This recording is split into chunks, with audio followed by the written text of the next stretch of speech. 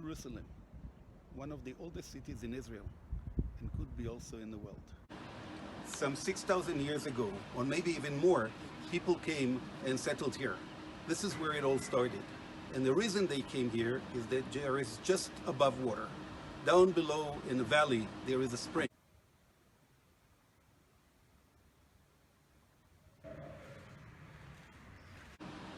We don't know exactly who the first settlers were, but the Bible mentions a king by the name of Melchizedek that ruled Jerusalem at the time of Abraham.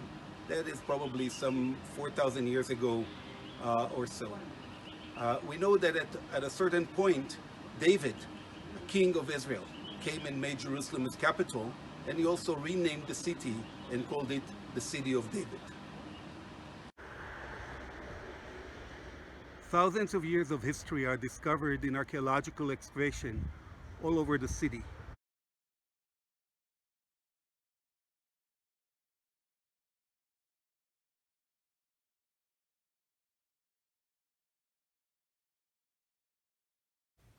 Pool of Siloam, a huge water reservoir that was fed by the spring of Jerusalem back in Second Temple period. This was also a center of purification, where thousands and thousands of people came to be purified before making their ascent all the way up the hill to the temple of Jerusalem, to the temple of God. We're standing here on top of the Mount of Olives. In regular days, this place is packed with tourists.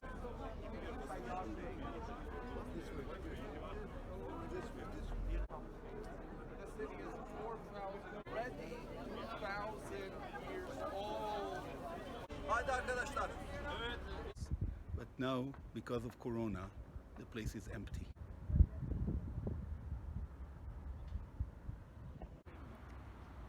Gethsemane, the Olive Garden. We're at the foot of the Mount of Olives.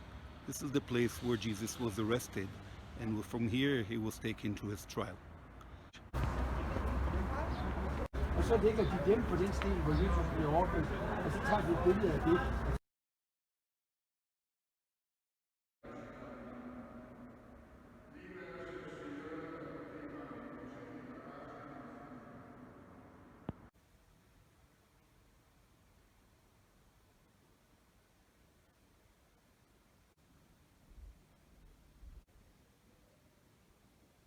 Via Dolorosa. Street of the Agony. This is the place where Jesus was on trial, and from here, after he was sentenced to death, he carried his cross all the way up the street to where he was about to be crucified, buried, and Christians believe that 3 days later, resurrected.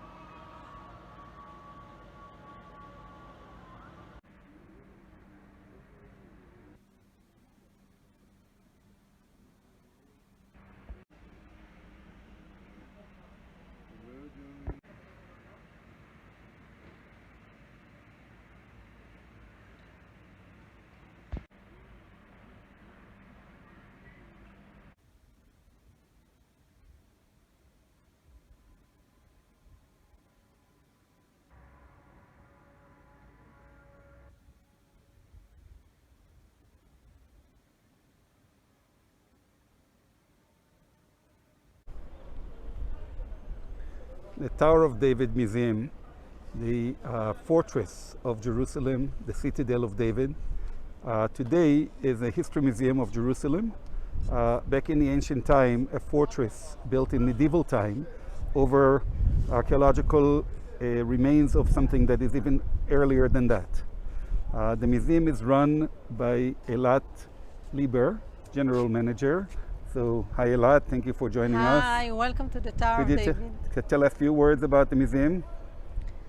The Tower of David Museum, located in the beautiful ancient citadel of the city called Tower of David. The citadel represents all the layers from the history of Jerusalem, 4,000 years of rich history from the Canaanite period till modern time. The Tower of David Museum is the real gateway to the city. You can visit the galleries and follow the history of Jerusalem just like a timeline. We are waiting for you here in Jerusalem. We miss you and we hope that you will be able to visit Jerusalem again soon. I want to bless you and tell you a healthy and happy New Year. The old city of Jerusalem is a square compound surrounded by wall, about 1 square kilometer, and it is divided to 4 different quarters. It's actually based upon the old Roman system of grid streets. So we have one street that runs from north to south, that divides the city between east and west, and one street that runs from west to east and divides the city between north and south. So you can see that the 4 quarters are not exactly even, and each part is dedicated to one a special religion. So all this is the Muslim quarter, all this is the Christian quarter. All this is also Christian, but it belongs to the Armenians, which is a special kind of Christianity. And this little thing here is the Jewish quarter. There is a 5th section to Jerusalem that is neither of the quarters. It's all this big compound, which is the Temple Mount.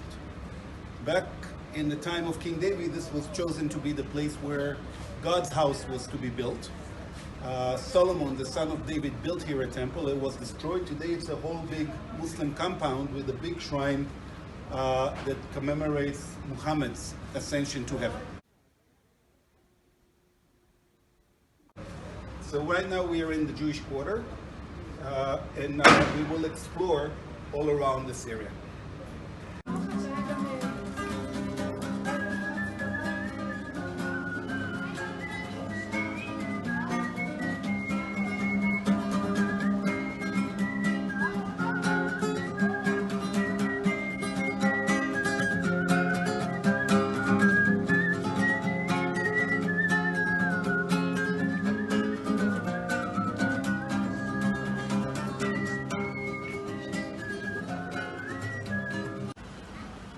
Yaniv Levi, tourism director of tourist sites in the old city in the Jewish quarter of Jerusalem. Hi Yaniv, thank you for joining us. We sit here in the Jewish quarter. Wherever we are, there is history, but we have specific sites for that. Behind us we can see the Churva synagogue. That speaks about New Age Zionism from the last couple hundreds of years. In Jerusalem perspective, that's brand new. But underneath everything here, we have archaeology. We have the burnt house. We found a house from 2,000 years ago, and we told her the story of an amazing audio video that told us how Jerusalem was 2,000 years ago with the destruction of Jerusalem by the Romans. So Yaniv, I'm sure that there is a lot more than what you just told us, and we will invite all our viewers to come and look more. And thank you so much for your time. And we're looking forward for time when tourism will come back, and this place will be once again flooded with tourists as it used to be. Thank you so much. Thank you very much. Have a good day. One of the very unique things of the Jewish quarter is that while you are living on the surface, just where the street is and the homes and everything, you're on one level. But if you look just a few meters below, and there is another level. This is a street of Jerusalem from 2,000 years ago, or a little bit less. It was a Roman street called Cardo, the heart.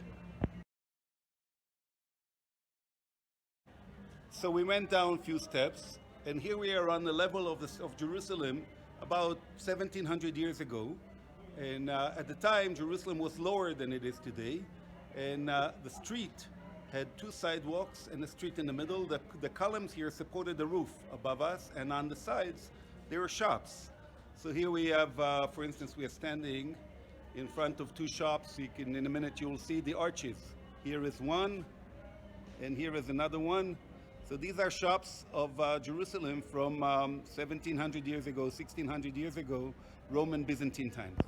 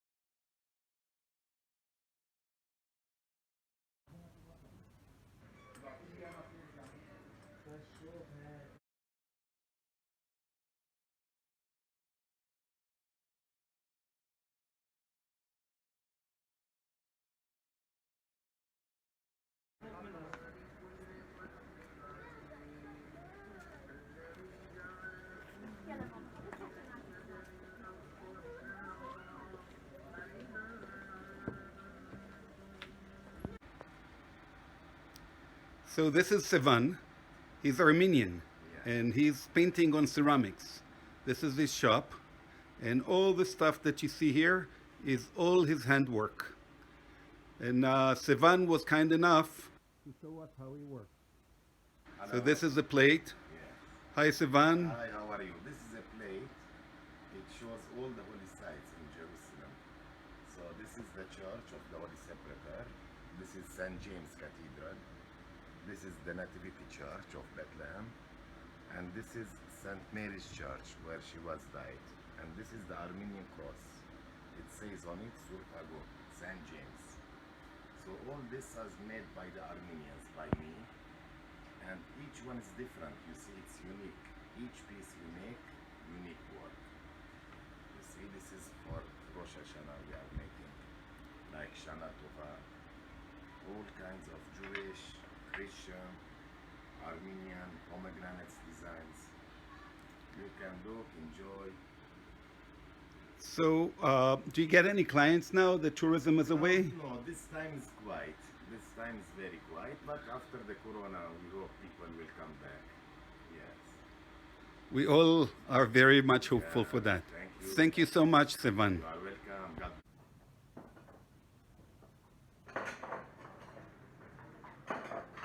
Shalom, my name is Sergio, and I am the manager of Moriah store at the Jewish quarter in Jerusalem. What we do here, we bought Jerusalem stones from excavations on the Temple Mount, and we put it together with gold and diamond. And today we are the only project allowed to use the stones and sell it.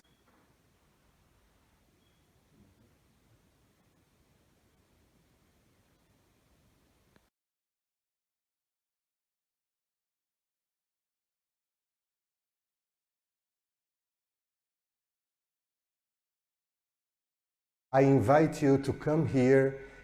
It's really a very special place.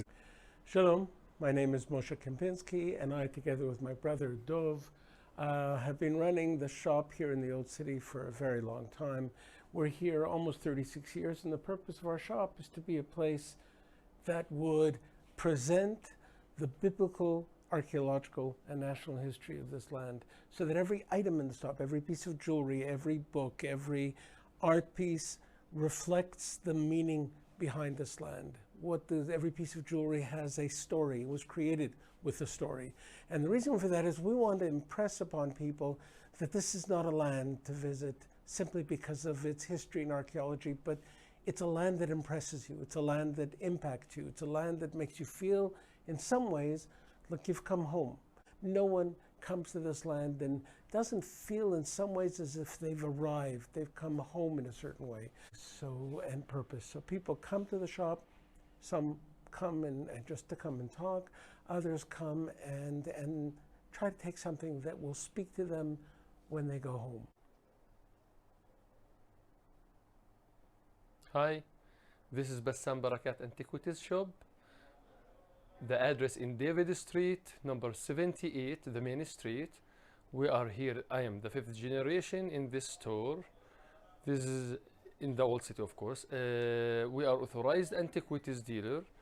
Each item have a number registered with the archaeology authority and come with a certificate of authentication. So we have different items from all periods, something like Chalcolithic period, early Bronze Age, the Bronze Age, early, middle, and late Bronze Age, the Iron Age, King David time, and other pottery. We have also glasses from different periods, from the Phoenician, Roman glass, Byzantine glass, Islamic glass, different glasses. We have also here, if you can take a photo for here, a video, we have bronze items, war items from also all periods. We have also items like old items, old jewelry, old brass, traditional, something with a very nice decoration, hardware, handmade, old. And each item, as I told you, come with a certificate of guarantee. So say your name again. My name is Sinan. I am son of Bassam Barakat Antiquities. Bassam Barakat. And you are 5 generations here. I am the 5th generation here. Wow. Okay. I hope for your family to have many more generations. Thank you. We are located at Jerusalem, Old City, David Street, number 78. Thank you so much. Thank you, sir. Bye. Bye-bye. So touring the Jewish quarter, we stumbled upon a man. We never really met him before. His name is Nahum, and from what he tells me, he's from another town, a place called Kfar Saba. So hi Nahum. Hi. Tell me, what are you doing in Jerusalem? Well, we're coming to visit like every good other Jew, right? And especially that, we're coming from religious home, so obviously this place speaks to us. And every couple of years we're coming back to the Kotel, to the Jewish quarter, and to the country. For surely we've got a very special environment, in Jerusalem. So we feel we have to. It's like calling you. And we are very happy to be here. And we're touring. And into this time, we're going back to our life in Kfar Saba. Professor Dalit Rom Shiloni. She's a Bible professor, a friend. Many years ago we studied together, but she went all the way, and I stayed behind. And Dalit lives here in the Old City, in the Jewish quarter, for many years. And she is teaching Bible in Tel Aviv University, and has a very interesting project about nature in the Bible. So I asked to interview Dalit and talk a little bit about her project. So hi Dalit, thank you for having us in your home. Thank you very much for coming. Shalom. And I understand that you are dealing with nature and Bible. Mm-hmm. Could you say a few words about that? Yeah, well, you see, we have a privilege to be studying and teaching Bible in the land of Israel. Studying the Bible in its landscape is very unique. And what I started as a small project, and it's now growing, is to study all the nature imagery in the Hebrew Bible. So every plant or animal or wind or whatever that is mentioned in the Bible should be presented. It's called the D&I Bible, Dictionary of Nature Imagery of the Bible. My interest as a biblical scholar is mostly with the nature imagery, because the Hebrew Bible, or authors within the Hebrew Bible, use the nature in different metaphorical ways. So I understand that you have a website, Yeah. right? So we would like to attach the website to our presentation. Oh, that So would if be great. people are interested Yeah. to look deeper into it, then they can actually link. So we would add the link to our presentation, and people that have questions about that, we will also have contact with Dalit, and you definitely are welcome to make contact with her. So thank you so much for having us. Thank you very much. it's Enjoy been- the tour. Yeah, and it's been a pleasure. Great.